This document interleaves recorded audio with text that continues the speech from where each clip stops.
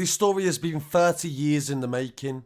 The murder of Daniel Morgan back in 1987 has taken several inquiries and murder investigations and cost approximately £50 million to taxpayers to try to find out the truth. In this most recent inquiry, they have revealed that the Metropolitan Police is institutionally corrupt in relation to covering up and trying to not take responsibility for the mistakes in relation to the murder of Daniel Morgan. Before we speak about the results of the inquiry, I'd like to mention the Metropolitan Police's official statement. They are very dismissive, as expected, and they say that this was 34 years ago and they have transformed a lot in the homicide and major investigation team. But the report says that this institutional corruption is not historic. They say that it still exists in the Metropolitan Police. And they go on to also say, in the independent panel report, I've seen a lot of different opinions and reports and interpretations of this in the media.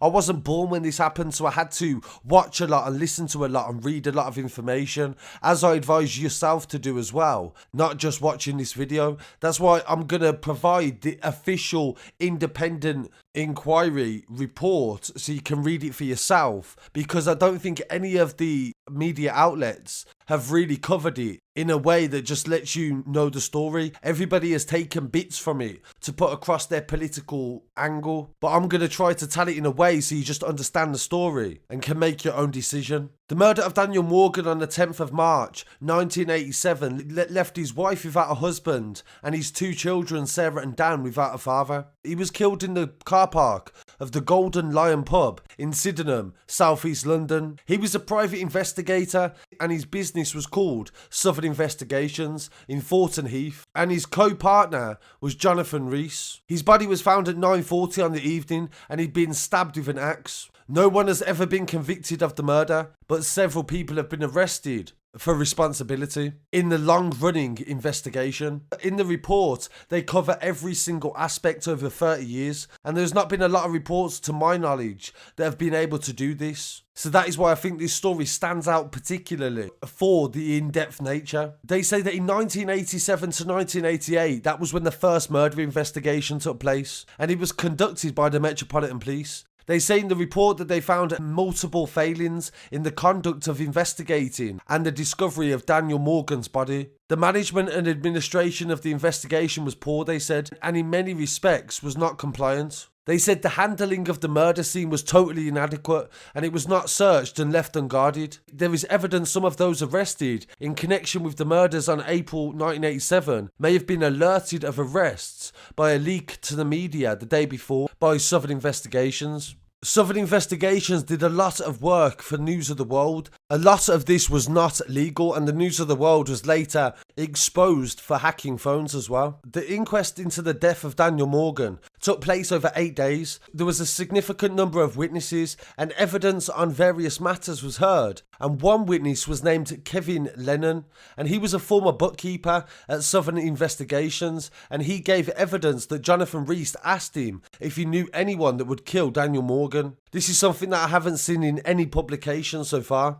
And they confirmed that Jonathan Rees had told him in 1986 that Catford police officers would carry out the murder of Daniel Morgan, or they could arrange it, and that it would take place within the jurisdiction of Catford Police Station. He also said that DS Sidney Fillery was quite aware that Daniel would be murdered, and Jonathan Rees told him that DS Fillery would retire from the police and replace Daniel Morgan at Southern Investigations after. Despite this, the coroner inaccurately said that he heard no evidence whatsoever that said there was any police involvement, and he said no stone was left unturned. The jury on April the 25th, 1988 delivered a verdict of unlawful killing. The second investigation took place at the hands of Hampshire Police after they found so many faults in the first one.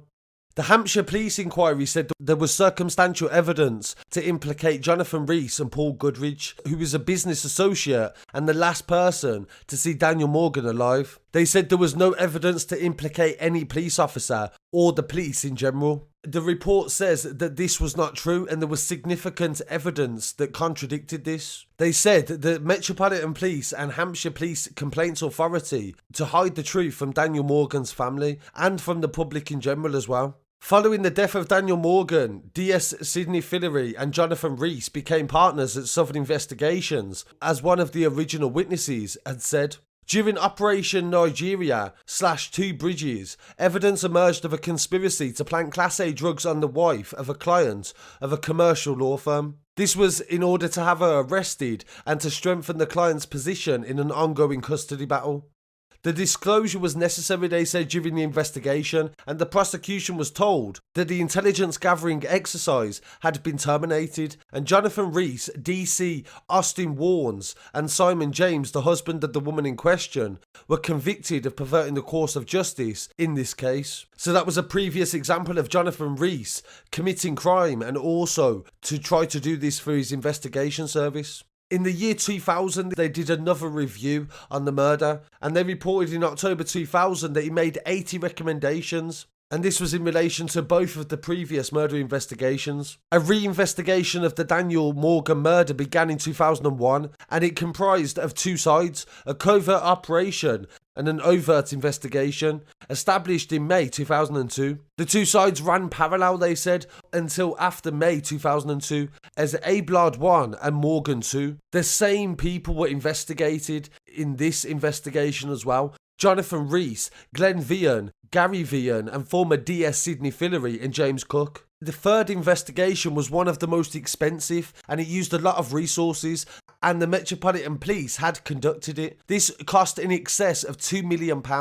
However, despite extensive attempts to secure information and evidence, the only evidence they could relate to were the efforts of James Cook to establish an alibi for the night of the murder. They put some of the officers under investigation and also surveillance as well, and various methods were used to try to gather information about them working with the News of the World at the time, which was the newspaper. The Crown Prosecution Service in 2012 said there was not enough evidence to bring any charges against Jonathan Rees or DS Fillery. Alex Marunuk, who worked for the News of the World, and Glenn Mulcair, who was involved in the phone hacking scandal earlier on. They said one of the mistakes in the first report was they said that Sidney Fillery had not been involved in the first investigation. They said that it inaccurately described the Hampshire Police Complaints Authority investigation as an independent investigation and failed to examine much of the documentation that showed there was involvement from the Metropolitan Police. The reports from Two Bridges said that they gave the family of Daniel Morgan the impression that a third investigation of the murder had taken place,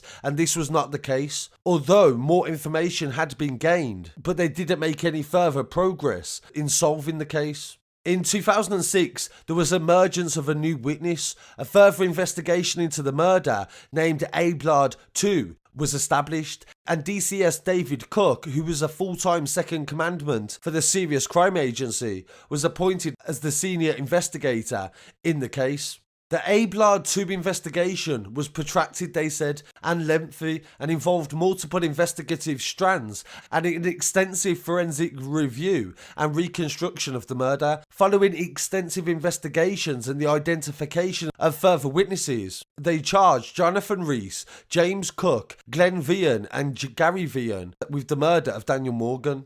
Former DS Sidney Fillery was charged with perverting the course of justice. The Abelard 2 investigation made use of Serious Organised Crime and Police Act 2005 that permitted the debriefing of witnesses as assisting offenders, and 3 witnesses were debriefed under the new legislation, and ultimately their credibility was questioned. Allegations of police misconduct of many different kinds by different officers of the Metropolitan Police have been made over the years.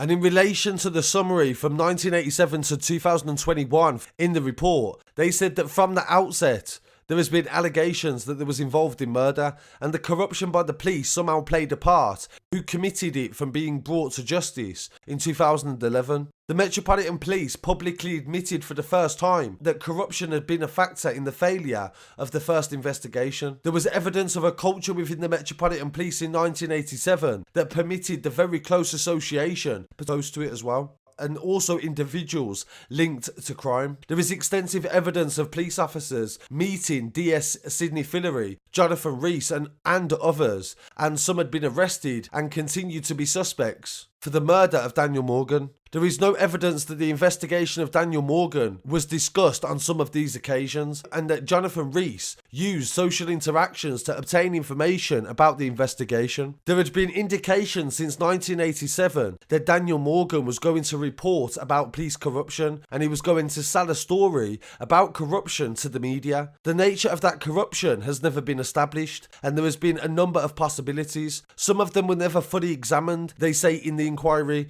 and there was a connection between the recovery by Daniel Morgan of a Range Rover from Malta in 1987 and a major fraud investigation being conducted by West Yorkshire Police. It's very possible that local officers involved identified lucrative corrupt practices, such as selling confidential information, assisting criminals with inside police information, and also moonlighting throughout their police careers because their pensions were under threat.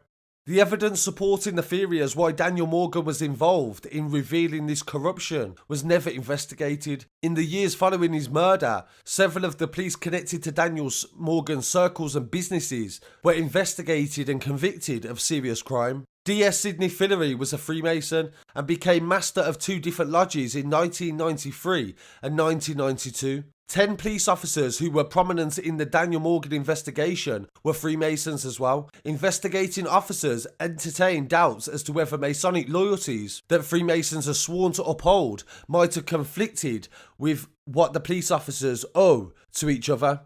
And this is something that I've not seen in any of the publications by any of the press. Nobody has mentioned the fact that every single person in this was a member of the Freemasons. This isn't a conspiracy, this is a fact. They openly say in the report that this was common knowledge. So what I don't get is why all of these different publications have just told you what they want to tell you and their version of events, but not one of them has mentioned the fact that this involved 10 Freemasons and one of them was a Grand Master. They go on to say in the report that policing has been a profession they understand that officers stand together, and they call it the Blue Wall. The Blue Wall existed to enable the support and the fight against crime. Those working in policing are often in a unique position to bring evidence of wrongdoing by colleagues to their superiors. However, in some circumstances, police officers have sought to hide this wrongdoing and also look down on people that don't. And there is a brilliant example that I covered on the channel recently of 4 police officers that were convicted of doing exactly this. One of them beat somebody up and then all 4 of them covered it up. And this was only a couple of months ago, and it was a different police force as well. So it shows that there is definitely a problem, and it still exists as well, where they will cover up for each other. And in relation to who the Freemasons are and what they do, it's very difficult to be sure. They say that they do a lot of charity work and they're hundreds of years old and they've got a lot of history and they do a lot of good things for the community. But critics would say that they control a lot of aspects of society. And very recently in 2018, the former chair of the Police Federation, Steve White, said that all the members of the Police Federation that are against progression in the police force are actually Freemasons. He said a lot of them are blocking reforms to policing in relation to hiring more women and also black and ethnic minority police officers. So God knows why this officer feels like that is the case, but obviously that is supported by saying that there is no women in the Freemasons, and I think they may have started to take some women on, but for hundreds of years there has been no women at all. And there are rules about Freemasonry where when they are there, they do not discuss religion or politics, but every single one of them has a massive input in both of them areas. The leader of the Grand Lodge of Freemasons in England said that this was not the case and they were not trying to stop any reform or having any influence on the policing system. So what a big coincidence that several officers involved in the case closely were Freemasons, and a former police federation officer saying that Freemasons influenced the police force. So again, I don't know much about it. I'm going to have to research some more on Freemasonry and also try and maybe do a documentary. I might try to contact them and try to find out what they have to say about this. So I really appreciate you joining me today. Rest in peace to Daniel Morgan and my condolences to his family. Please don't forget to like, comment, share and subscribe, and check out our website at Scar City Studios. Peace.